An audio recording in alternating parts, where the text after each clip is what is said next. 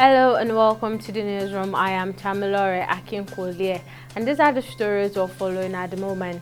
The Chief of Army Staff Lieutenant General Taoreed Lagbaja says President Bola Tinubu has directed the immediate payment of insurance entitlement owed to families of officers and soldiers who died while fighting to defend the nation.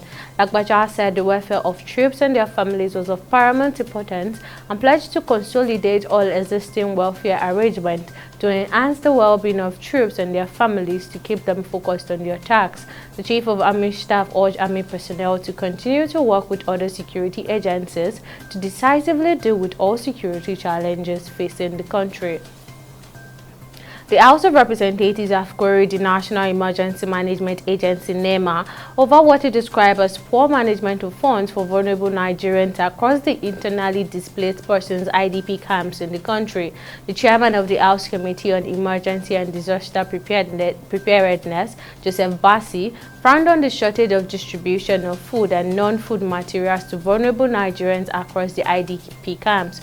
According to him, the agency had only resorted to distributing gari, noodles and rice without properly providing means of livelihood and long-term benefit for vulnerable ones.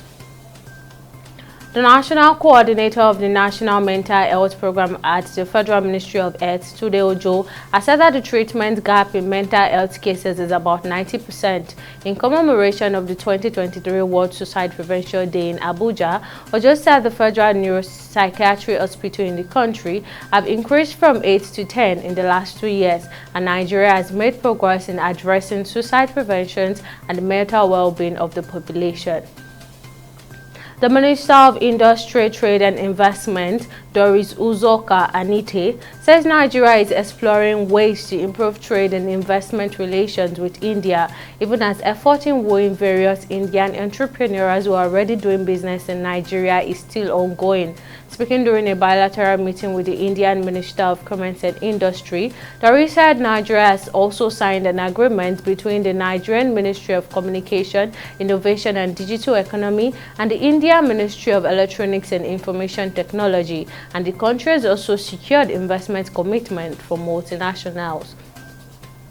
The navies of Benin Republic, Togo and Nigeria have flagged off the Operation Safe Domain 2 with the team enhancing maritime security through collaboration for regional prosperity. The event, which was held in Benin Republic, had Niger Republic, one of the signatories of the MOU, absent at the ceremony.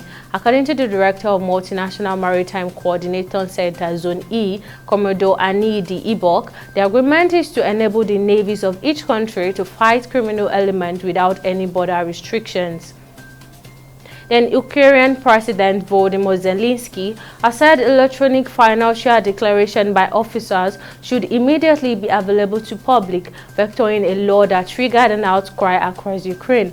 Zelensky emphasized the need for transparency during the war, with several corruption scandals leading to the arrest or dismissal of public officials in recent months.